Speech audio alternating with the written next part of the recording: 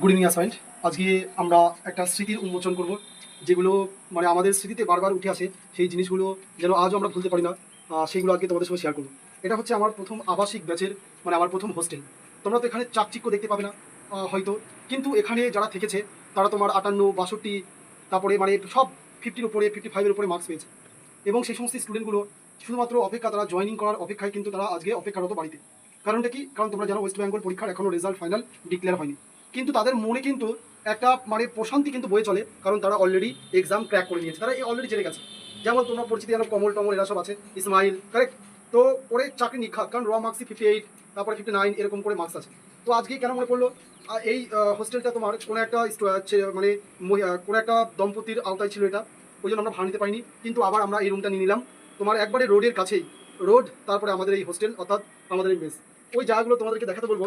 এই জায়গাগুলো তোমরা দেখতে পাচ্ছ, এই জায়গাগুলোতে আমাদের হোস্টেল থেকে নেমে গিয়ে এই যে এই রাস্তা দিয়ে গিয়ে 2-3 মিনিটের রাস্তা গিয়ে আমরা ওই যে জায়গাটা দেখতে পাচ্ছ, এখানে আমরা কিন্তু খেলা করতাম, ক্রিকেট খেলা।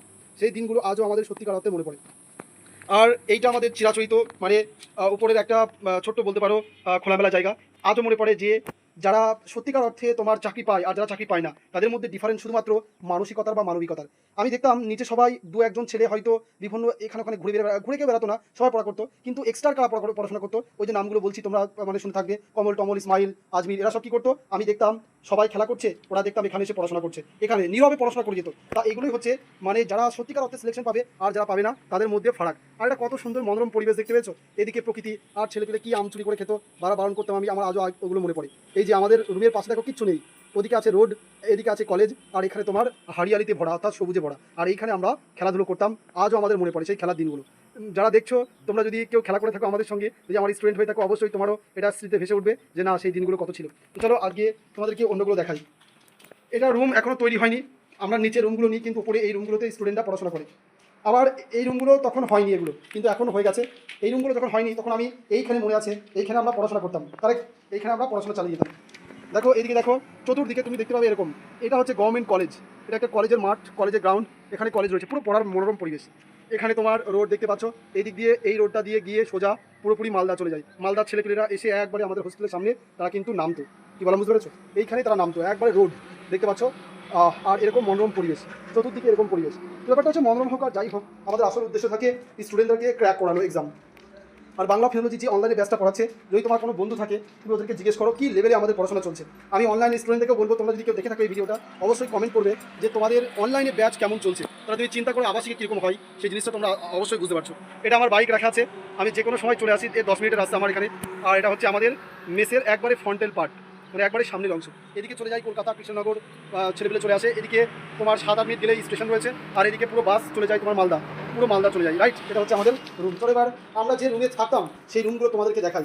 আমি এগুলো কেন দেখাচ্ছি আমি তোমাদেরকে একটু পরেই বলবো বিস্তারিত, তার আগে তোমরা দেখে নাও রুমগুলো কীরকম আছে। রুমের আগে ছাদে যাওয়া যাক নাকি একবার, চলো ছাদে যাওয়া যাক। অ্যাকচুয়ালি পিছনে আমার স্টুডেন্টগুলো আছে যারা আবাসিকে পড়ে, ওদেরকেও নিয়ে আসলাম, ওদের বিল্ডিংটা পাশেই দেখতে পাচ্ছ। আর কি বাড়ি গেছে, এখানে 3জন এসেছে আমার সঙ্গে। এরা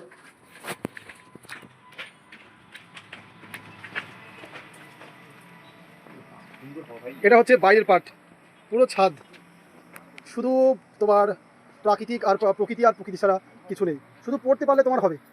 এখানে এত মনোরম পরিবেশ তুমি কল্পনা করতে পারবে না, এত মনোরম পরিবেশ তুমি কল্পনা করতে পারবে না। তো মনোরম পরিবেশ নিয়ে আমাদের কোনো ব্যাপার নেই, আমাদের চলা ফুর্তি বলে শুধু পড়া করাটা হচ্ছে মেন ফোকাস।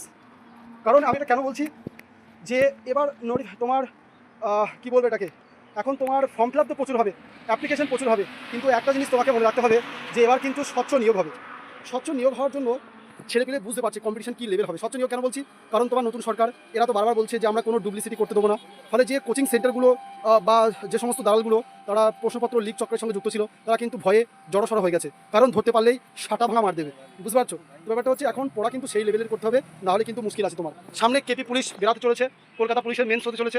তো কলকাতা পুলিশের মেন্সের জন্য আমরা একটা বিশাল মডিউল সেট আপ করতে যাচ্ছি, যাদের ফোকাস থাকবে 100% ক্র্যাক করা, শুধু তাদেরকে নিয়ে। এমন চলো চলো চলো চলো, শুধু তাদেরকে নিয়ে আমরা একটা স্পেশাল ব্যাচ লঞ্চ করবো। তোমাদেরকে বিস্তারিত বলবো, কিন্তু রুমগুলো আগে আমি দেখে নিই, রুমগুলো দেখে নাও। অ্যাকচুয়ালি নোটিফিকেশন দেওয়ানোর পরে আমরা স্টার্ট করবো ডাব্লিউপি এবং কেপির জন্য। আর কেপি মেন্সের জন্য একটা ভালো খবর তোমাদেরকে দেবো আমি। কেপি মেন্সের যারা স্টুডেন্ট আছো তাদের অনলাইনে আমি মোটামুটি ধরো 20-25 জনকে নিয়ে সুপার 25 একটা ব্যাচ লঞ্চ করবো 100% ক্র্যাক করার জন্য।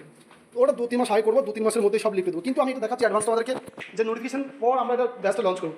এইটা চিনতে পারছো, এখানে আমার স্টুডেন্টের রান্নাবান্না করতো, যদিও নোংরা হয়ে পড়ে আছে, কারণ অনেকদিন অনেক ভাড়াটিয়া ছিল, তারা চলে গেছে, কারেক্ট। এখানে আর এখানে একটা রুম ছিল, তালাবদ্ধ আছে। আচ্ছা, আর এটা হচ্ছে তোমার তার, এটা টয়লেট ছিল আমাদের, টয়লেটটা আছে তালা মানে দেখতে পাচ্ছ।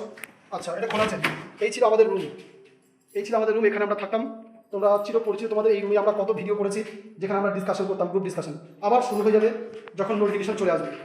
নোটিফিকেশনের পরেই আমরা কিন্তু আবার স্টার্ট করে দেবো, কারেক্ট। তো দেখো ভাই, এবার কিন্তু একটা বিশাল মানে শোচনীয় ব্যাপার হতে চলেছে। মেরে দাও, মেরে দাও। শোচনীয় ব্যাপার আমি কেন বলছি, কারণটা হচ্ছে এবার কিন্তু আর প্রশ্নপত্রে যে লিক হতো সেগুলো যেহেতু এবার বন্ধ হয়ে যাবে, ওই জন্য বড় বড় কোচিং সেন্টার তারা কিন্তু নিজের পুরো একবারে জীবন মরণের লড়াই লাগিয়ে দিয়েছে। সুতরাং তোমাকে নির্ধারণ করতে হবে যে কারা তোমাদেরকে ভালো পড়াই চুজ করতে হবে, এই জিনিসটা নাহলে কিন্তু তুমি সাফার করে যাবে, এই জিনিসটা বলে। আরেকটা, তারাই কিন্তু এখন তোমার জব ক্র্যাক করবে যারা কিন্তু লাগাতার কিন্তু তোমার মানে পরীক্ষার সঙ্গে তোমার জুড়ে থাকবে, নাহলে কিন্তু খুব মুশকিল আছে। এই জিনিসটা ভালো করে মাথায় রেখো আমার কথাটা। কি বলা, বুঝতে পেরেছো? এটা হচ্ছে আমাদের এক্সিট, এখানে রয়েছে একটা জলের ইয়ে, আর এই যে আমাদের এটা হচ্ছে তোমাদের রাস্তা বাইরে যাওয়ার, কারেক্ট। এদিকেও দেখতে পাচ্ছ মনোরম পরিবেশ, এখানে আমরা থাকতাম। এরা ওদিকে থাকে অ্যাকচুয়ালি, এরা আবাসিক রেস্টুরেন্ট, 3 জনকে নিয়ে আসলাম আমার সঙ্গে। এই যে তোমরা দেখতে পাচ্ছ। তো খুব শীঘ্রই আমাদের এটাও কিন্তু শুরু হয়ে যাবে, কারেক্ট। তো আমরা শুরু করে দেবো। এটা হচ্ছে আমাদের এন্ট্রান্স, মানে এখানে আমরা তোমার এই দিক দিয়ে মালদা যাওয়া যায়, এই দিক দিয়ে কলকাতা যাওয়া যায়, আগেই তোমাদেরকে বলে দিলাম, কারেক্ট। আচ্ছা, তো আবার তোমাদের সঙ্গে কিন্তু দেখা হবে খুব শীঘ্রই। নোটিফিকেশনের পরেই আমরা কিন্তু স্টার্ট করে দেবো। ওই 3-4 মাস পড়বো, একবারে আবার সেই 60, 70, 80 মার্কস তোমরা উঠাতে পারবে। তো বন্ধুগণ, যেটা বলতে যাচ্ছিলাম, তোমার লক্ষ্যমাত্রা তুমি যদি স্থির না করো, তাহলে কিন্তু বর্তমানে যা বাজার আর বর্তমানে যা ট্রেন্ড চলছে প্রশ্নপত্রে, তুমি কিন্তু কখনোই ক্র্যাক করতে পারবে না। দিবা স্বপ্নে ভেসে থাকলে হবে না। আরেকটা জিনিস আমি তোমাদেরকে বলি, আমি যখনই ব্যাচ লঞ্চ করবো না কেন, তোমাকে একটা কথা বলে রাখি, আমার হয়তো চাকচিক্য বিশাল কিছু তুমি পাবে না, হয়তো বা আমরা এরকম তুমি পাবে না যে কোনো বাংলা ফিলোলজি তোমাকে কোনো মানে বিশাল চাকচিক্য কোনো কিছু প্রোভাইড করছে। কিন্তু আমরা যেটা করবো সেটা হচ্ছে তুমি 1 বছরের মধ্যে কিন্তু জব পেয়ে যাবে, যদি তোমার লক্ষ্যমাত্রা স্থির থাকে, যদি তোমার এই মেন্টালিটি থাকে যে না আমি চাকরি করবো, তাহলে কিন্তু বাংলা ফিলোলজি তোমাকে বেস্ট তোমাকে শিক্ষা এডুকেশন প্রোভাইড করবে। এটুকু কিন্তু আমি কনফার্ম তোমাকে বলতে পারি। আর সেটা সব থেকে অ্যাফোর্ডেবল প্রাইস। আবাসিকে আমরা, তোমরা জানো যে 6,000 টাকা নিই, একই ফিক্সড প্রাইস, আর কোনো টাকা আমরা নিই না, চাকরি পাওয়ার পরেও নিই না, চাকরি পাওয়ার আগেও নিই না। যাই হোক, আমরা তোমাদেরকে বিল্ডিংটা দেখালাম এই জন্য যে যখনই নোটিফিকেশন বেরাক না কেন আমরা তখনই স্টার্ট করে দেবো। আর কলকাতা পুলিশের মেন্সের জন্য আমি একটা কথা বলে রাখি, যাদের লক্ষ্যমাত্রা স্থির যে আমি এবার করতেই হবে আমাকে, যদি 2 বছরের মধ্যে চাকরি না পাও, আমি বারবার বলে দিচ্ছি মুশকিল আছে, কারণ নোটিফিকেশনই বেরোচ্ছে না। তাহলে যারা প্রিলিমিনারি পাস করবে তাদেরকে বলছি, যে তোমার লক্ষ্যমাত্রা স্থির থাকে যে আমি চাকরি করবোই, তাহলে তোমার জন্য সুপার 25-এর আমরা একটা ব্যাচ লঞ্চ করবো খুব শীঘ্রই, যেখানে আমি অনলাইনে হবে সম্পূর্ণ, যেখানে তোমাদেরকে যদি এরকম মনস্থির থাকে যে আমি পাস করবো, তাহলে ইউ আর মোস্ট ওয়েলকাম। আমরা বিস্তারিত একটা ভিডিও করবো, সেখানে তোমাদেরকে সব কিছু আমরা বলে দেবো, কারেক্ট। আচ্ছা, আর একটা হচ্ছে অনেকজন বলছে দাদা কেবি পুলিশের প্রিলিমিনারি কত মার্কস হতে পারে, প্রিলিমিনারি পরীক্ষার কারো কত হতে পারে, আমরা সেই সম্বন্ধে একটা ভিডিও নিয়ে আসবো খুব শীঘ্রই। আজকে অবধি thank you and have a good day.